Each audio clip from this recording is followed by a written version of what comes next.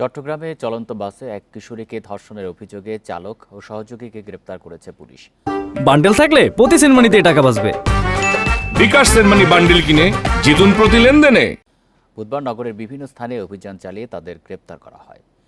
জিজ্ঞাসাবাদে গ্রেপ্তারকৃতরা ধর্ষণের কথা স্বীকার করেছে বলে জানিয়েছে পুলিশ। মঙ্গলবার রাতে কক্সবাজার থেকে চট্টগ্রামে আসার পথে কিশোরীকে চান্দগাঁও থানার মোড়ে না নামিয়ে বাসটি বহদ্দারহাট টার্মিনালে চলে যায়।